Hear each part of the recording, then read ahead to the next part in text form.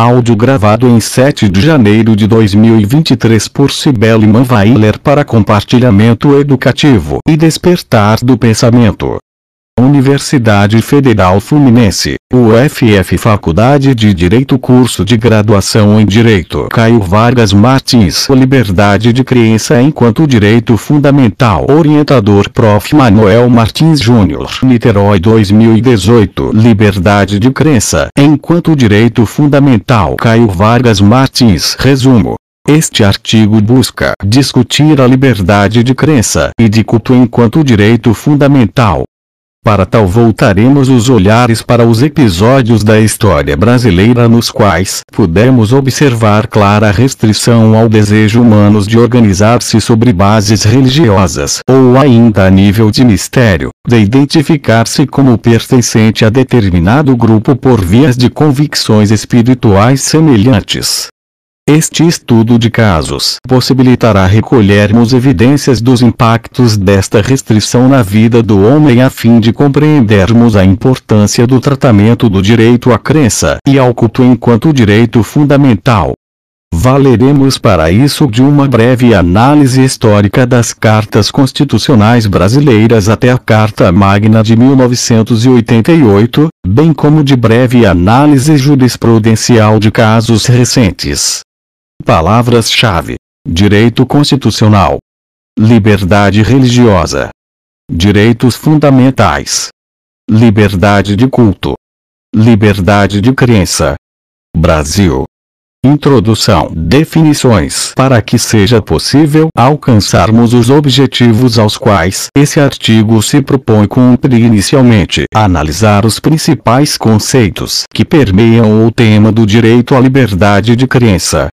Atualmente, o direito à liberdade de consciência e de culto encontra-se elencado no art. 5.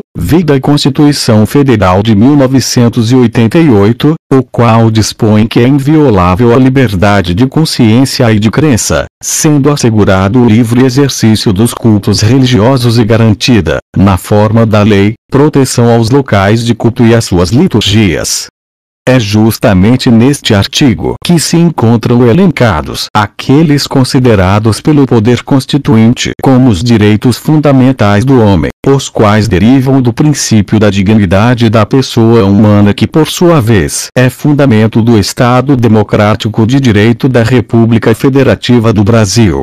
A expressão direitos fundamentais do homem, conforme ensina Pinto Ferreira, refere-se a uma ideologia política de determinada ordem jurídica e a uma concepção da vida e do mundo histórico, designando no direito positivo o conjunto de prerrogativas que se concretizam para a garantia da convivência social digna, livre e igual da pessoa humana na estrutura e organização do Estado. Nas palavras do ilustre doutrinador, os direitos fundamentais do homem são inalienáveis, imprescritíveis e irrenunciáveis.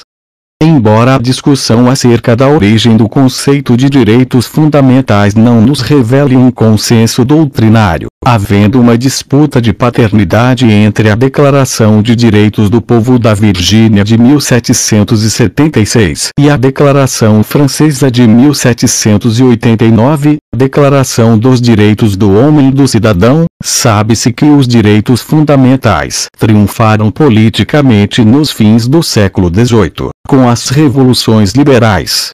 Essas revoluções foram responsáveis pelo rompimento do antigo regime, de viés absolutista. Sob a influência direta das ideias iluministas de Rousseau e Montesquieu, as primeiras constituições escritas inauguraram, ao menos formalmente, os direitos fundamentais, que se baseavam no liberalismo. Jelinek, no livro A Declaração de Direitos do Homem e do Cidadão, pretende que a inspiração de tais cartas políticas se prende ao florescer do protestantismo, com a liberdade religiosa exigida pela reforma e que se transplantou para o campo político. As causas inspiradoras foram mais amplas, a saber, o pensamento cristão, dignificando a pessoa humana, não propriamente o da Igreja Católica conservadora e ligada às classes dominantes. 2. A concepção dos justnaturalistas, mediante a metáfora dos direitos naturais inatos e inerentes a todo homem, inerentes por natureza a todo gênero humano. 3. O iluminismo, glorificando os valores do individualismo e exaltando as liberdades inglesas. 4. O protestantismo, derivação religiosa e ética do cristianismo, defendendo a liberdade de consciência religiosa. Superada a análise conceitual da origem e natureza dos direitos fundamentais, cabe-nos verificar o emprego no texto constitucional dos termos liberdade de crença e liberdade de consciência. A liberdade de consciência constitui uma das formas da liberdade de pensamento, não estando necessariamente associada a um aspecto religioso. Representa, na verdade, o direito de possuir valores morais, ideias e crenças próprias, bem como de formular juízos sobre pessoas, fatos, sobre si mesmo e sobre o meio externo. Neste sentido, liberdade de consciência inclui ainda o direito a não possuir crença alguma, como no caso dos agnósticos, ou de possuir um sistema de crenças e convicções espirituais próprias que não se enquadrem a religião alguma.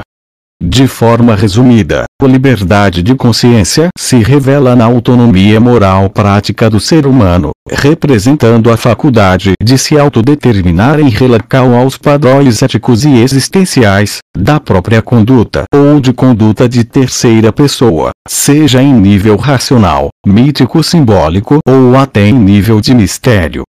A liberdade de crença, por sua vez, é uma subdivisão do conceito de liberdade religiosa, a qual representa o direito individual de escolher a religião que deseja seguir, se assim desejar, mudar de religião ou seita religiosa a qualquer tempo, ou ainda de não aderir a religião alguma. Integra a liberdade de crença o direito de atuar livremente de acordo com a própria crença e o direito ao proselitismo. Este último representa o conjunto de condutas que partem de determinado grupo religioso para fora dele, a fim de obter novos seguidores para aquela crença religiosa. A ênfase na propagação da fé com esta finalidade e uma característica marcante em alguns movimentos religiosos, como, por exemplo, no caso das Testemunhas de Jeová e dos Mormons. A análise histórica do direito à liberdade de crença no Brasil era pré-constitucional. Até 1824 não se podia falar em Constituição no Brasil. O país era declaradamente católico, de modo que seus súditos também deveriam ser. Nesse período não havia a liberdade religiosa, nem sequer dentro do próprio catolicismo, uma vez que nem aos cristãos era concedida a liberdade no tocante à interpretação das passagens bíblicas. Apesar de existirem leis esparsas e costumes, não havia um corpo unificado contemplando os fundamentos do Estado, bem como os direitos e deveres das pessoas. Constituição Imperial de 1824. 2 anos depois da proclamação da independência do Brasil em 1822, foi outorgada a Constituição Imperial, sobre a qual se ressalta as fortes influências do liberalismo conservador, do semi-absolutismo e do elitismo. Em decorrência das influências liberais, a Carta inaugurava extenso rol de direitos individuais, dentre os quais que ninguém pode ser perseguido por motivo de religião, uma vez que respeite a do Estado, e não ofenda a moral pública. Art. 179, v. Não havia, entretanto, qualquer menção à liberdade de consciência, nem tampouco à objeção de consciência. A Constituição Imperial iniciou a era de laicização do Estado ao permitir a existência de credos diversos ao catolicismo, muito embora este continuasse a ser a religião do Império conforme a previsão do art. 5º da referida carta, que previa que a religião católica apostólica romana continuará a ser a religião do Império. Todas as outras religiões serão permitidas com seu culto doméstico ou particular, em casas para isso destinadas, sem forma alguma exterior de templo. Isto representava a permissão ao culto doméstico ou particular a demais crenças, desde que fosse feito em locais particulares ou residências a isto destinadas, sem forma análoga de templo. Existia, portanto, a liberdade de crença, mas não a de culto, nem tampouco a de organização religiosa. Ressalta-se aqui o caráter marginalizador desta disposição. Constituição de 1891 foi a primeira Constituição da República. Baseava-se essencialmente no liberalismo republicano e moderado que havia sido adotado nos Estados Unidos. Um ano antes da promulgação da nova Constituição foi decretado a laicização do Estado através do Decreto 119-A, de 07 de janeiro de 1890, da Lavra de Rui Barbosa. Este decreto, inclusive, reconheceu a personalidade jurídica de todas as igrejas e crenças religiosas. Deste modo, a Constituição de 1891 veio prover de caráter constitucional um preceito já instituído pelo decreto mencionado. De acordo com Sarmento, o princípio da laicidade, que é adotado na maioria dos países democráticos ocidentais, possui dupla função. Serve, por um lado, para proteger as inúmeras crenças e cultos religiosos das interferências estatais excessivas em questões internas, tais como organização, regras institucionais, valores e ideias adotados, forma de realização dos cultos, etc. Por outro lado, tal princípio também atua como meio de proteger o Estado das intervenções e influências indevidas provenientes das religiões. Assim, a laicidade serve para proteger o Estado da religião. Segundo o art. 11, inciso 2, da Constituição, em comento é vedado aos Estados, como a União, estabelecer, subvencionar ou embaraçar o exercício de cultos religiosos. Neste dispositivo constitucionalizava-se a laicidade do Estado. A mesma disposição é encontrada hoje no artigo 19 da Constituição de 1988. O art. 72, parágrafo 3º, veiculava a liberdade de culto e de organização religiosa, ao determinar que todos os indivíduos e confissões religiosas podem exercer pública e livremente o seu culto, associando-se para esse fim adquirido bens, observadas as disposições do direito comum. Ademais, a Constituição determinava ser livre a todos os cultos religiosos a prática dos respectivos ritos em relação aos seus crentes, desde que não ofendam a moral pública e as leis art. 72, parágrafo 5º. Esta Constituição ainda não garantia a liberdade de consciência. Constituição de 1934. A Constituição de 1934 inaugurou o constitucionalismo social em nosso país, tratando de diversos temas ainda não enunciados constitucionalmente.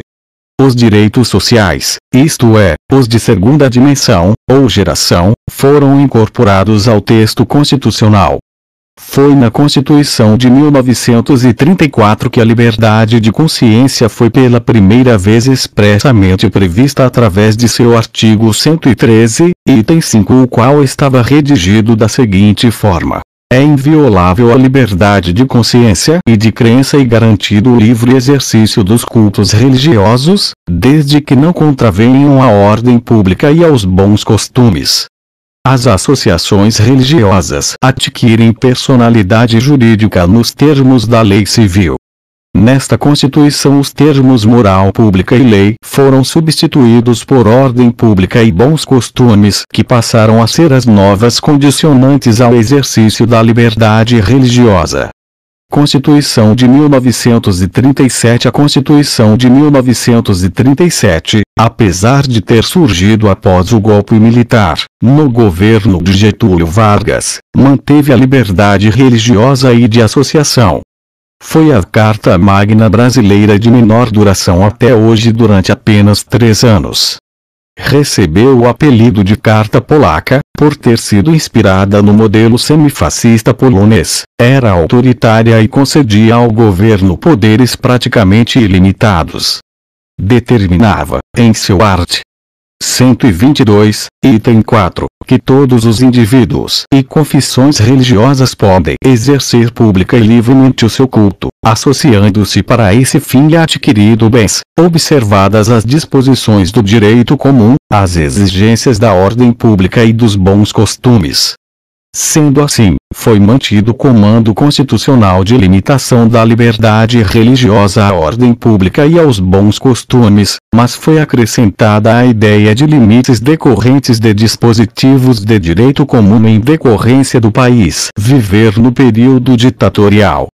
A liberdade de consciência prevista pela primeira vez na Constituição anterior, contudo, não foi prevista nessa Carta. Constituição de 1946. A Constituição de 1946, nascida sob a luz do processo de democratização do país, ampliou o tratamento referente ao tema da liberdade religiosa, prevendo a inviolabilidade da liberdade de consciência, de crença e de culto, assegurando o exercício dos cultos religiosos, porém mantendo a previsão da limitação à ordem pública e aos bons costumes, art. 141, parágrafo 7º.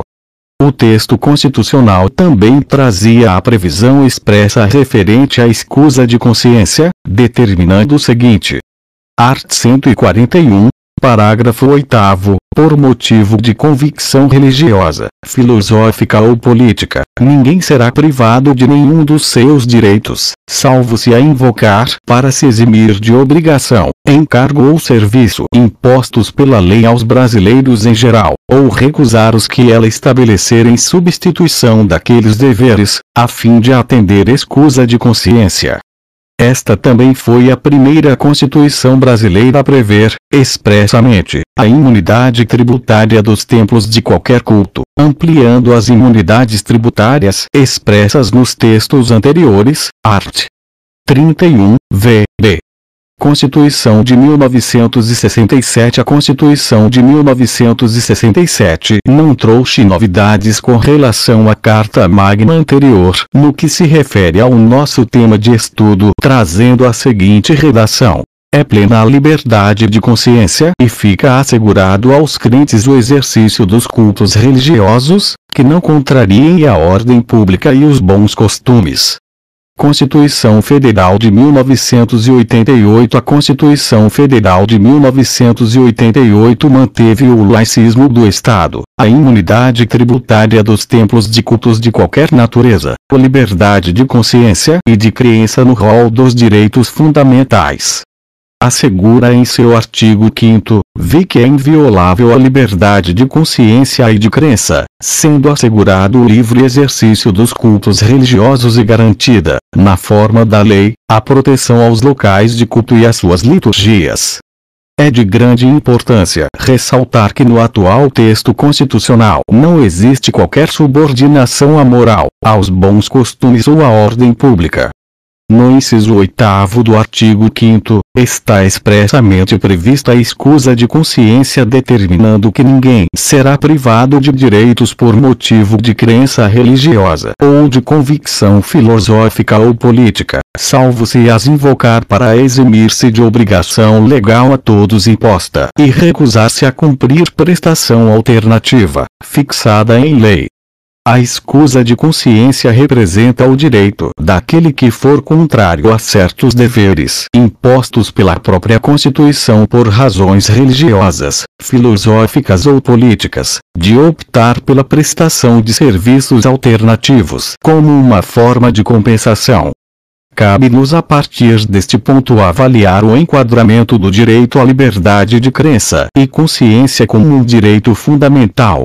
Por quais motivos a Carta Magna brasileira atual e mais tantas outras ao redor do mundo enxergam a garantia da liberdade religiosa como um direito urgente à dignidade humana?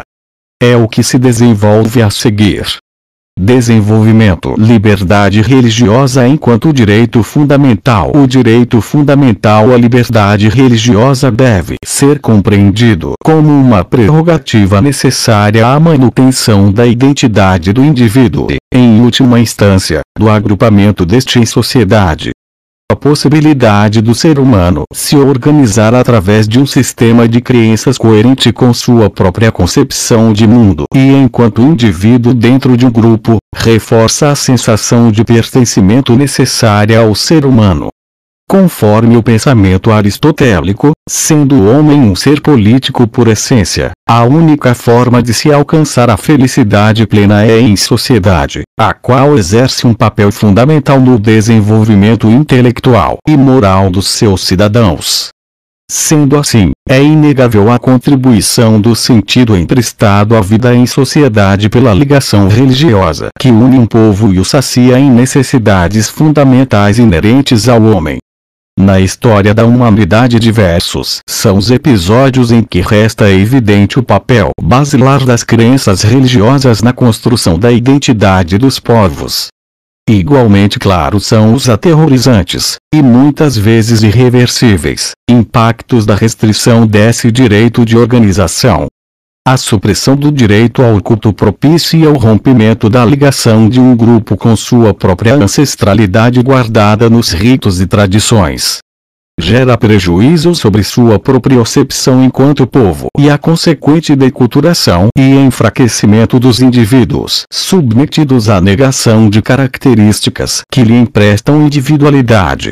Neste sentido, Darcy Ribeiro, em sua obra O Povo Brasileiro comenta o impacto desumanizador vivenciado pelos indígenas brasileiros no projeto de colonização lusitana que previa a abdicação pelos nativos de seu modo de vida e a imposição da religião católica através da catequização.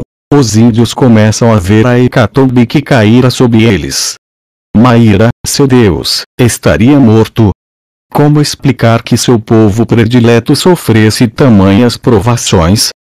Tão espantosas e terríveis eram elas, que para muitos índios melhor fora morrer do que viver. Mais tarde, com a destruição das bases da vida social indígena, a negação de todos os seus valores, o despojo, o cativeiro, muitíssimos índios deitavam em suas redes e deixavam-se morrer, como só eles têm o poder de fazer. Morriam de tristeza, certos de que todo futuro possível seria a negação mais horrível do passado, uma vida indigna de ser vivida por gente verdadeira. p. 38 e 39. Este momento da história da formação do povo brasileiro nos demonstra um claro exemplo de como a supressão das características que emprestam identidade a um povo pode desestabilizar as estruturas medulares necessárias à sua própria existência, de maneira que a proteção dos direitos relacionados à sua autoexpressão e o respeito ao modo de vida de cada comunidade precisa ser protegido como um direito fundamental do homem e do cidadão. As evidências que confirmam a necessidade da proteção primordial de tais direitos são abundantes na história do Brasil. Ricas e tristes lições estão evidentes na recente trajetória de formação do povo brasileiro, as quais nos permitem visualizar o nexo causal entre a supressão dos direitos de crença e de culto e a desconstrução da dignidade e humanidade dos grupos submetidos a tais restrições. No caso da escravização negra, Darcy Ribeiro ressalta que os negros do Brasil foram trazidos principalmente da costa ocidental africana, provenientes de 3 grandes grupos culturais.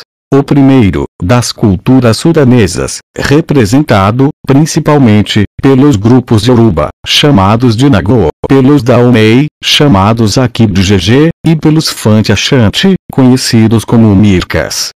Constata-se que havia a preocupação dos senhores de escravos em reunir escravos de diferentes etnias, visando dificultar-lhes a comunicação e evitar insurreições.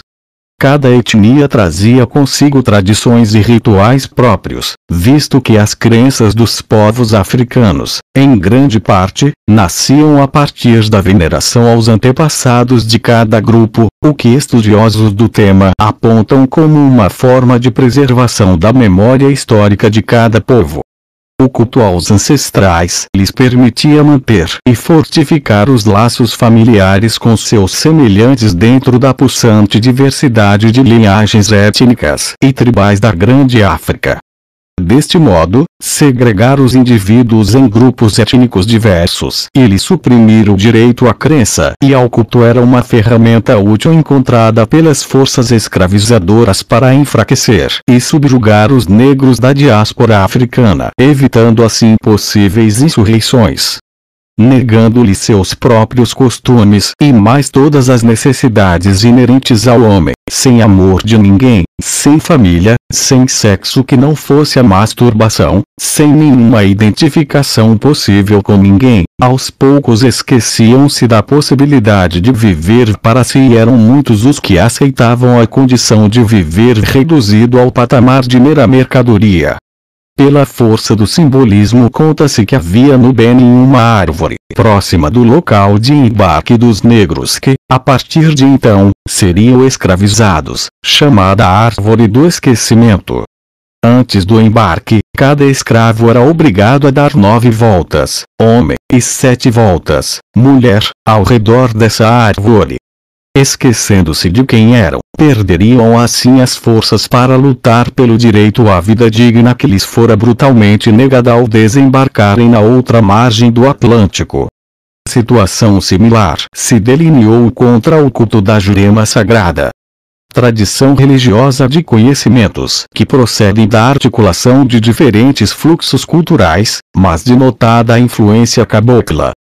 A Jurema e os adeptos do catimbó foram historicamente perseguidos tanto pelos colonizadores portugueses, por meio da inquisidora Igreja Católica, que a atribuiu aspectos demoníacos, como pela polícia já no século XX, visto que a sua prática pública era proibida pela legislação. Vaubil, por exemplo, fala um pouco sobre a ação da polícia contra as mesas de catimbó, por volta da década de 1950. Segundo ela, ao apreender alguma mesa, os policiais faziam com que o catimbozeiro colocasse um móvel na cabeça, e o levasse até a delegacia, enquanto apanhava durante o percurso. A perseguição articulada contra os juremeiros aponta a evidente tentativa de negação de tradições indígenas operacionalizada pelo próprio Estado através do poder de polícia, fato este que só veio a mudar na Paraíba, em parte, com a Lei Estadual 3.443 de 1966, retirando o culto da clandestinidade. Ressalta-se que durante a década de 50 a Constituição vigente no Brasil era a Constituição de 1946, a qual, apesar de apresentar avanços no tocante à liberdade religiosa em comparação com as constituições anteriores, prevendo a inviolabilidade da liberdade de consciência de crença e de culto, assegurando o exercício dos cultos religiosos, mantinha a previsão da limitação destes direitos à ordem pública e aos bons costumes, art. 141, parágrafo 7º, de modo que a visão predominantemente católica e eurocêntrica da época possibilitava a perseguição dos adeptos da Jurema Sagrada como feiticeiros demoníacos com anuência constitucional.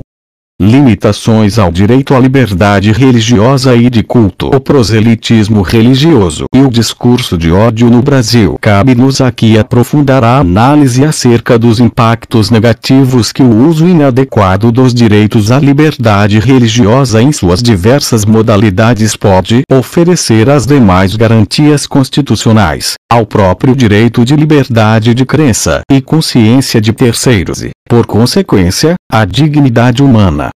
Cumpre-nos neste momento discutir as variadas, e muitas vezes imprevisíveis, manifestações do comportamento humano que supostamente respaldam-se no texto frio das garantias constitucionais em análise, mas que resultam em desequilíbrios e ameaças à vida em sociedade. O proselitismo constitui manifestação simultânea dos direitos fundamentais à liberdade religiosa e à liberdade de expressão, configurando modalidade de liberdade de expressão religiosa, a qual deve ser, a princípio, reconhecida como direito legítimo nas sociedades democráticas. Consiste na possibilidade de persecução de novos seguidores e é um dos aspectos que precisa ser cuidadosamente relativizado. Observa-se atualmente, não apenas, mas principalmente, por parte de igrejas neopentecostais, que o discurso utilizado como ferramentas de atração e retenção de novos fiéis muitas vezes baseia-se em uma construção argumentativa caluniosa que consiste na difamação e injúria pública às demais religiões, dentre as quais as religiões afro-brasileiras se tornaram o principal alvo. Este tipo de discurso foi classificado por Rosenfeld como discurso de ódio formal, Anti-Speech Inform, o qual consiste na mensagem direta e claramente insultante, intolerante e discriminatória e, por vezes, incitadora da violência.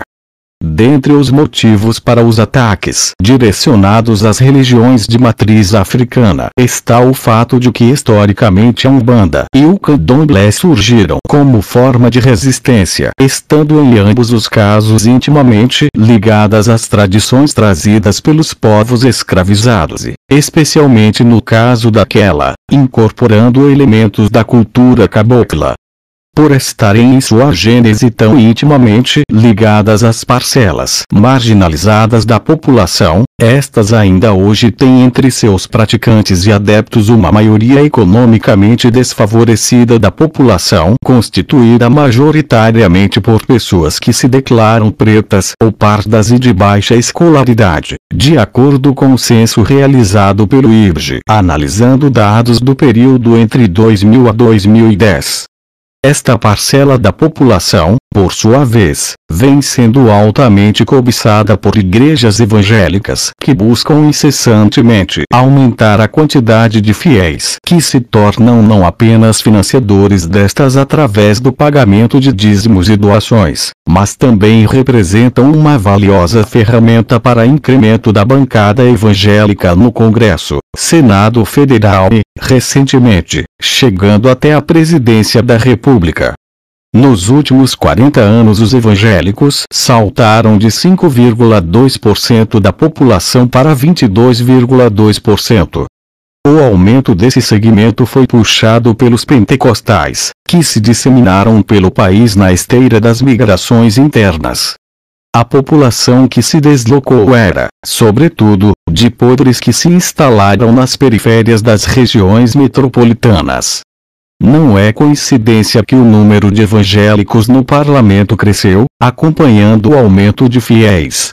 Segundo os últimos dados do IBGE de 2010, o número de evangélicos aumentou 61% na década passada, 2010. Em 2015, a Frente Parlamentar Evangélica, FPE, encabeçada na época pelo deputado e pastor João Campos, agregava mais de 90 parlamentares, segundo dados da época da própria frente, o que representava um de 30% na legislatura anterior. Além das evidentes motivações políticas e econômicas que impulsionam um proselitismo religioso tendente a difamar religiões de origem afro-brasileira, aprofundemos esta análise.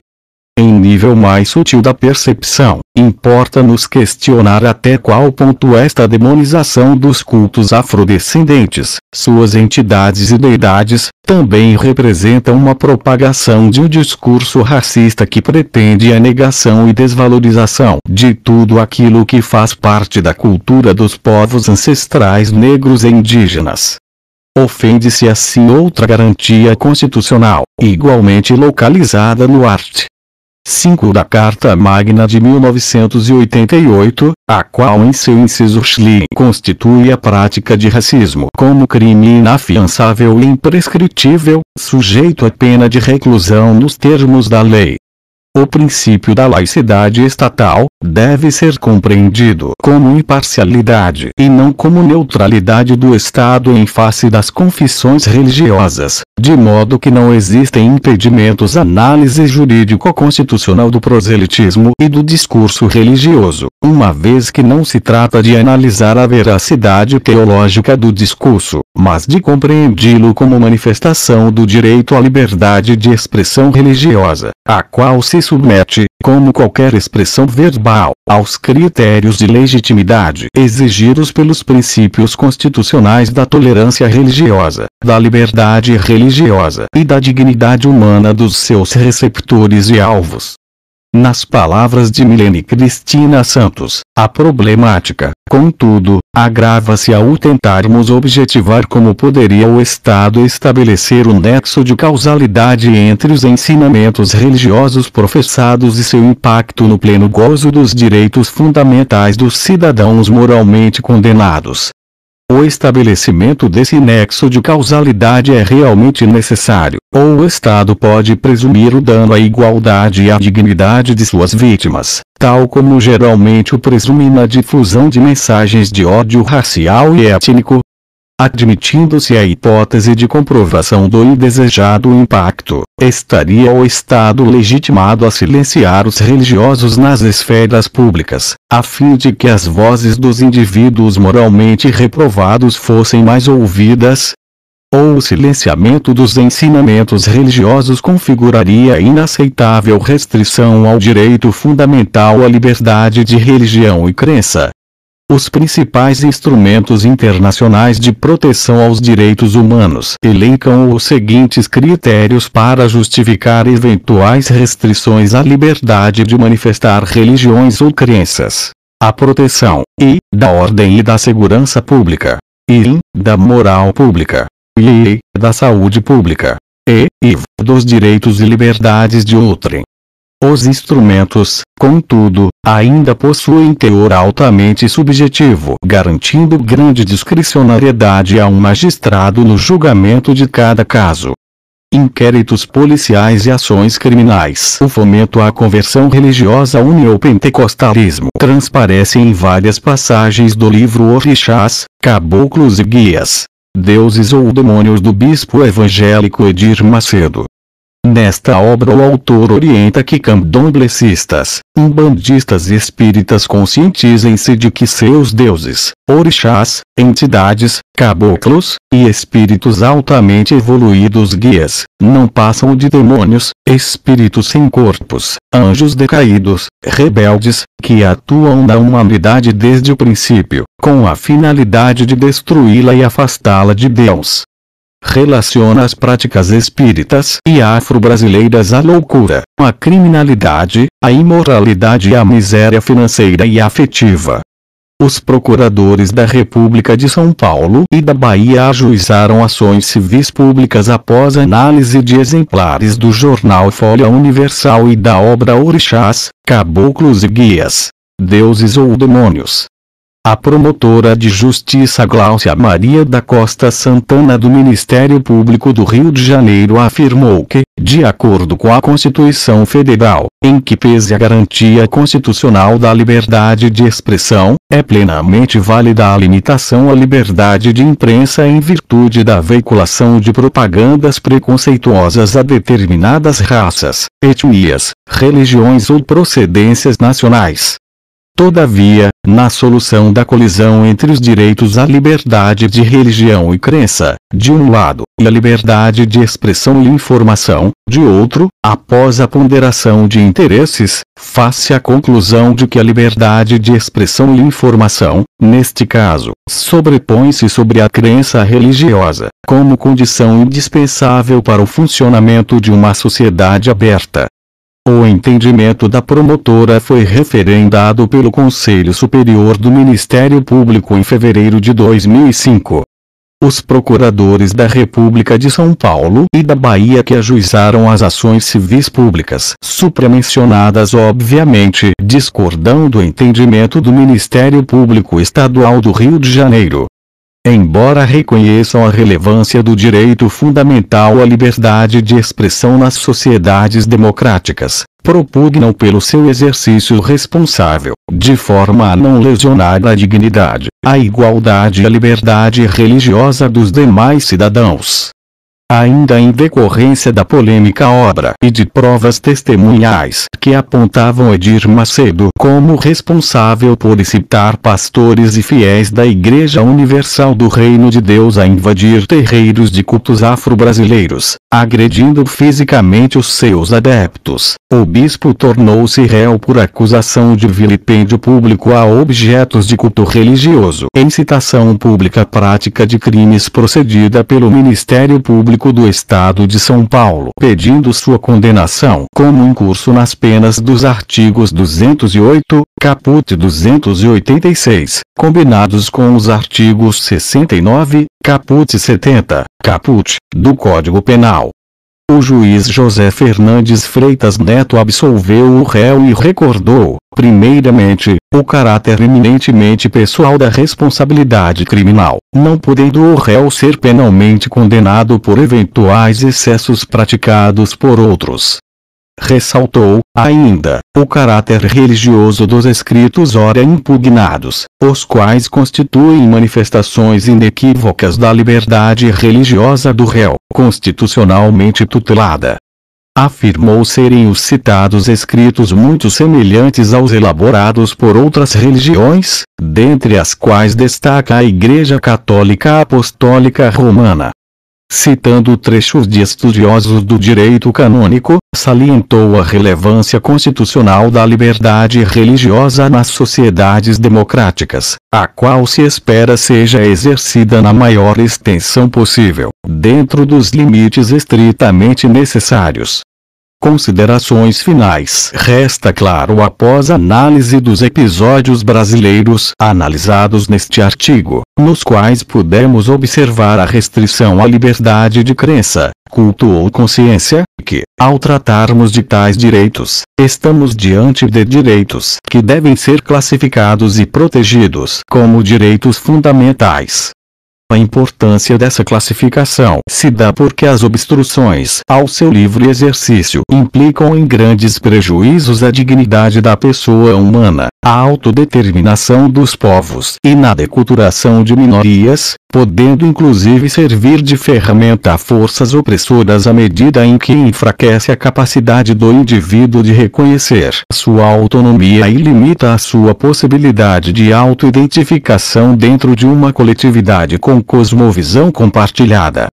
Retomando o pensamento aristotélico, considerando o homem como um ser político por essência, sua felicidade só é possível de ser alcançada em sociedade. Na história da humanidade, está claro que, desde os primórdios da organização do homem em agrupamentos, o compartilhamento de crenças espirituais é um importantíssimo fator aglutinador das sociedades, exercendo papel fundamental no desenvolvimento intelectual e moral dos seus cidadãos.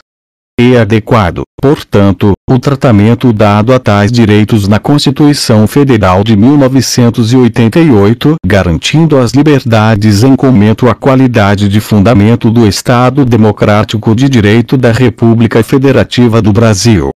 Ressalta-se, contudo, a necessidade de relativização destes direitos e de suas ramificações à medida em que representarem ameaças a outras garantias constitucionais de igual valor, devendo-se primar pelo uso responsável das liberdades garantidas, de forma a não lesionar a dignidade, a igualdade e a liberdade religiosa de outros. Conforme mencionado, o princípio da laicidade estatal deve ser compreendido como imparcialidade e não como neutralidade do Estado frente a situações que demonstrem uso irresponsável da liberdade religiosa, de modo que se faz necessária a análise jurídico-constitucional destes casos. Em que pese a dificuldade de muitas vezes se estabelecer um nexo de causalidade entre os ensinamentos religiosos professados e seu impacto no pleno gozo dos direitos fundamentais dos cidadãos moralmente condenados, é necessário um Ministério Público atento e atuante, bem como um poder judiciário em dinâmico contato com as efervescências sociais e em defesa das minorias porventura ofendidas. Referências: Andrade, José Carlos Vieira de Os Direitos Fundamentais na Constituição Portuguesa de 1976. 3. ed. Coimbra, Almedina, 2004. Ávila, Fabiana. A imunidade tributária dos templos de qualquer culto. Direito tributário em questão, Revista da FESDIT, Porto Alegre, N6. Ju/10. 2010. Bastos, Celso Ribeiro. Meyer Pflug, Samantha. Do direito fundamental à liberdade de consciência e de crença. Revista de Direito Constitucional Internacional. São Paulo. 2009. Ferreira, Pinto. Manual de Direito Constitucional, 2ª edição. Rio de Janeiro. Forense, 1992. Godoy, Arnaldo Moraes Godoy. Liberdade religiosa nas Constituições do Brasil. Revista de Direito Constitucional Internacional, São Paulo. 2009. N34, Jean/Mar. 2001. Instituto Brasileiro de Geografia e Estatística, IBGE. Morato, Leonardo L. Da proteção à liberdade de religião ou crença no direito constitucional internacional. Revista de Direito Constitucional Internacional, São Paulo, ano 13, N51, Abro/junho 2005. Neto, Jaime Weingartner. Art. 5, via 8º. In. Canutilho, J. Gomes. Mendes, Gilmar F. Sarlet, Ingo W. Strepk, Lino L. Coortes.